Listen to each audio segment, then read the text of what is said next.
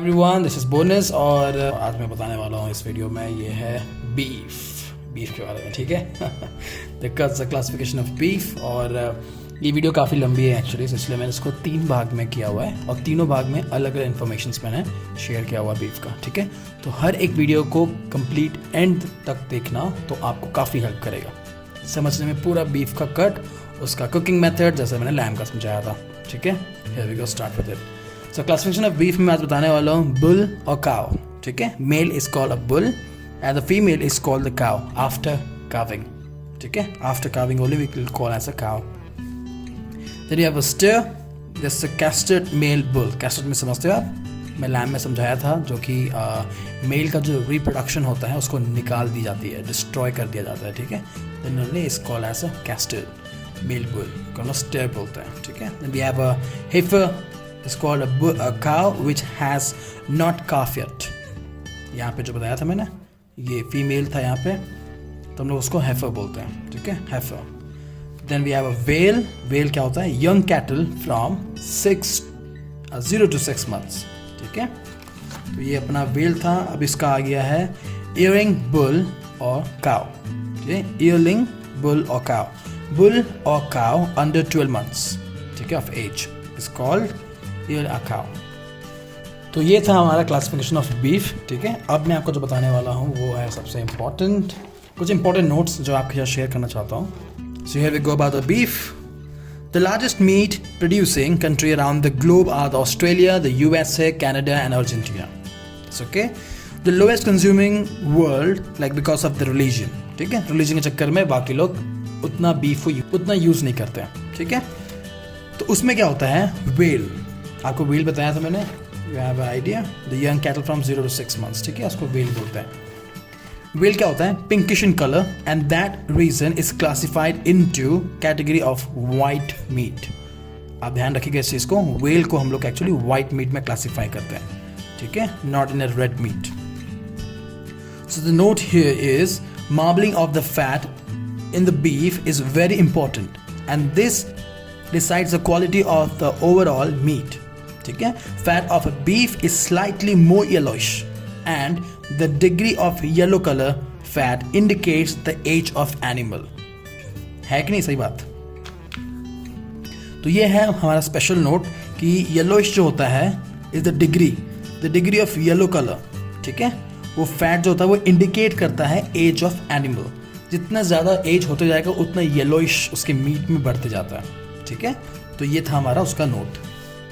तो ये था कुछ इंपॉर्टेंट नोट अपना। ठीक है, अब आते हैं ये एक जापानीज का है जो मैं आपके साथ शेयर करना चाहता हूँ। उसको बोलते हैं वैंग्यू।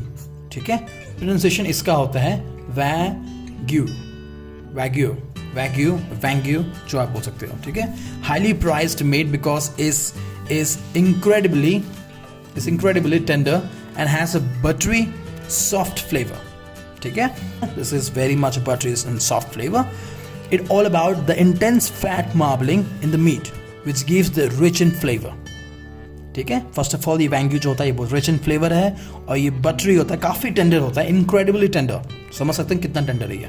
ठीक है, then is buttery and soft flavour. ठीक है, वैंग्यू fat melts at a low temperature then the other steak. ठीक है, स्टेक में और पढ़ते जाएंगे भी और अंदर कट्स के बारे में तो बताऊंगा। तो ये जो होता है, तो मैं ये काफ़ी लो टेम्परेचर में ये वैंग्यू जो होता है वो मेल्ट हो जाता है। ठीक है, so very very tender, very buttery and very much rich in flavour. ठीक है, and Kobe beef. Kobe is the place of Japan.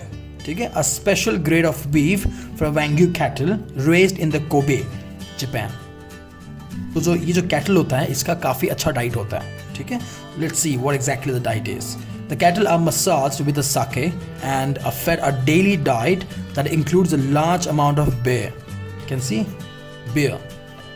This produces meat that is extraordinarily tender, finely marbled and full flavored. Okay? This is what exactly giving the full flavored. Okay? This is the only meat that can be eaten raw.